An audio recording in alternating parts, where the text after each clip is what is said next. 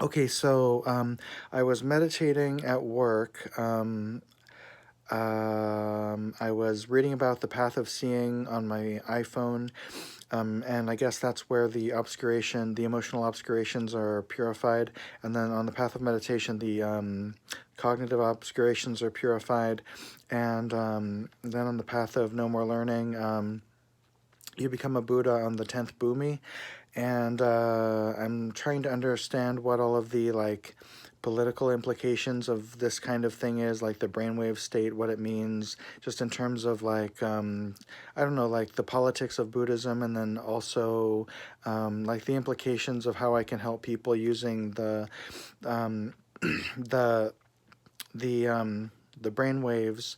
But I mean the basically like I guess the wisdom also of the wisdom realized on the path of meditation. So I'm not super well versed in all of these technical terms of Buddhism, but I know some. I know how to understand some of the technical terms of Buddhism, and so I'm just trying to figure out what's going on because I studied psychology in college. I was a psychology major at University of Santa Cruz, University of California, Santa Cruz. So I'm very interested in Buddhism because I'm a psychology major, and I was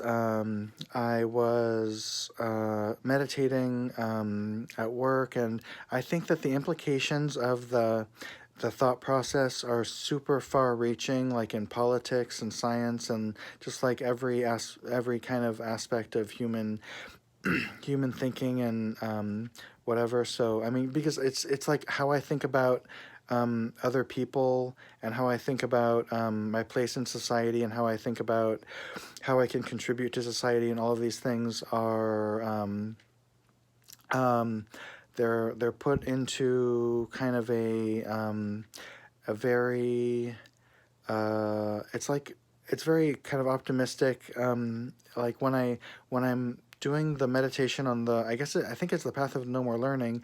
I'm really just like seeing through all of the confusion um, that humans participate in and experience, and I'm seeing kind of solutions to my own um, problematic ways of thinking about things and how I think about other people and how I think about how I can contribute to society.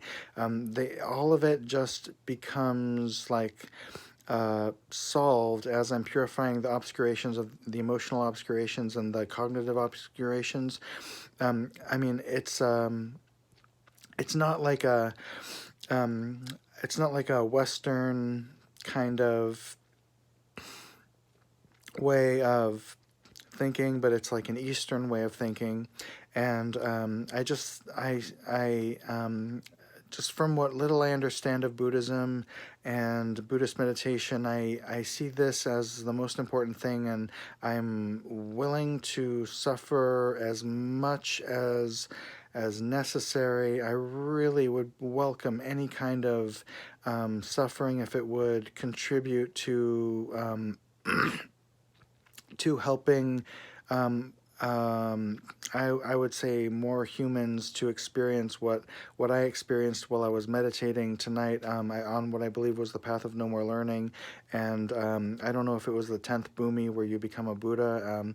I mean, all that kind of technical terminology, I don't know if it matters that much, but I know there are more brainwave states besides the four that we mostly talk about, like the beta, alpha, theta, and delta. There are additional states. I don't remember what they're called, gamma and epsilon or something like that. Um, but what really matters is helping people, which I don't think is I don't think that's open to interpretation. I think that the path, the Buddhist path, is the best way to help people, and that anything. Um, I'm trying to figure this stuff out. I don't understand.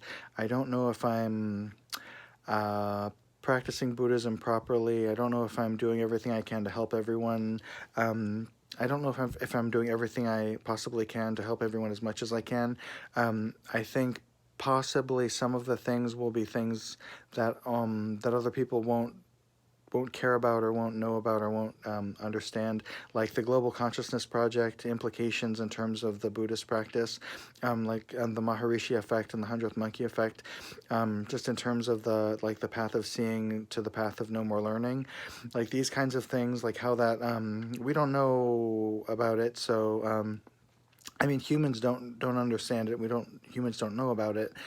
So there's, I mean, it's just kind of where my agency lies, even if it's like in a weird place where no one understands or cares or, well, because I think a lot about if I'm doing the things that I blame other people for, and of course I try to,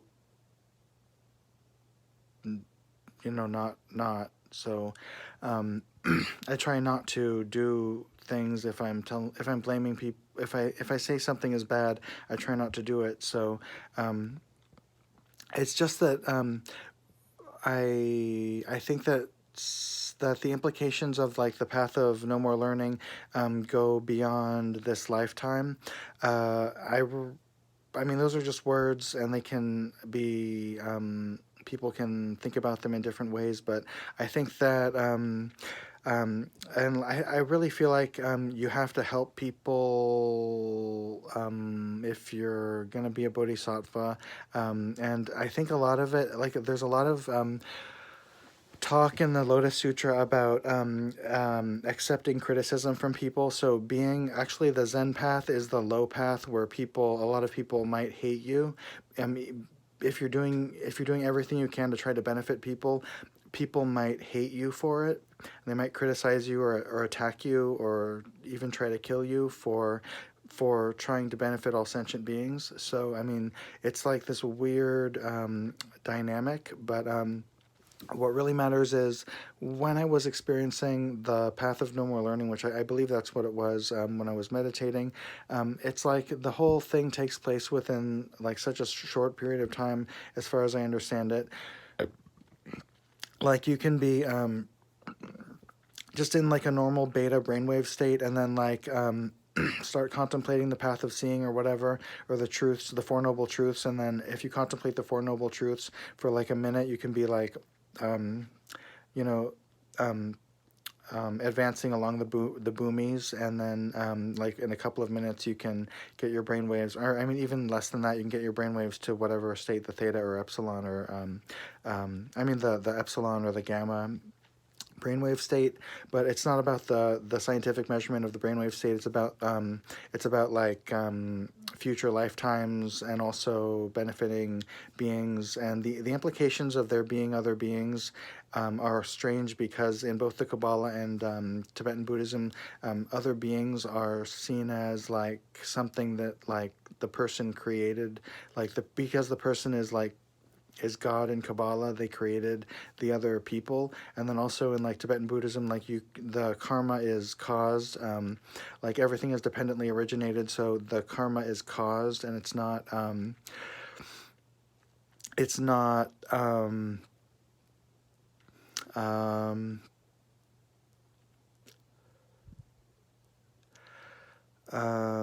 not like in Tibetan Buddhism, they say it's not created, but the karma is caused into existence. So it's like the sentient beings were something that the person kind of created through their karmic actions. So that's a very strange thing. That's a very strange way to kind of like see the world, so that because then you know that like in Tibetan Buddhism, they say that all sentient beings were your mothers in the past. So you love them as if they were your mother, and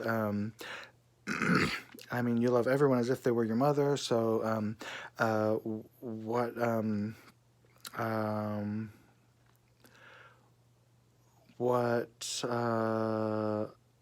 I don't know. What I'm learning is,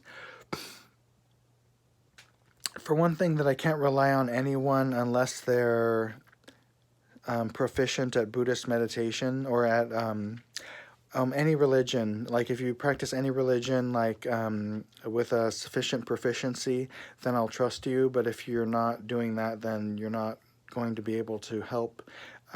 So, I mean, I'm not sure if I'm saying that right, but it's just that I feel that this this path of no more learning reveals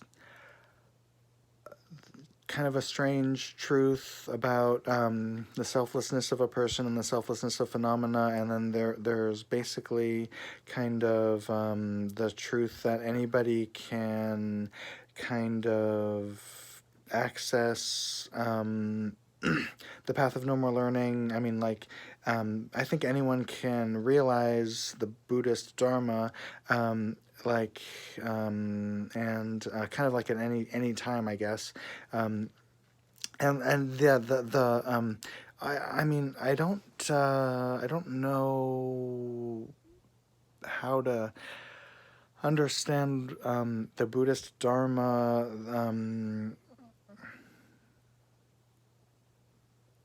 Because I just I see that that things don't exist, people don't exist, phenomenal reality is an illusion, and it's the illusory kind of the projection of the idea of a phenomenal reality is something which is like a delusion caused by they say karma from previous lives, which kind of has implications along the lines of like that you have to take responsibility for for for all the sufferings of the world, but I mean, you don't have to solve all the problems, you just have to exhaust your karma, or get past your ego, which can mean different things, and it's basically just, I mean, I'm just trying to understand what the best way for me to help people is, because I believe that all of our ideas about everything are basically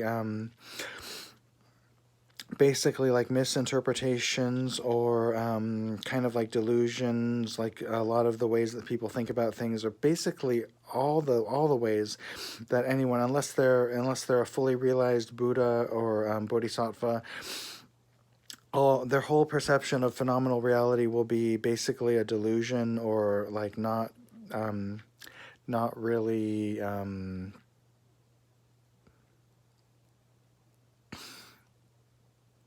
I guess not really how things really are, which is that they neither exist nor don't exist. And if what I really want is for everyone to be, for all sentient beings to be happy and free of suffering, then I'll follow the 5 paths, and that is the best way to help everyone.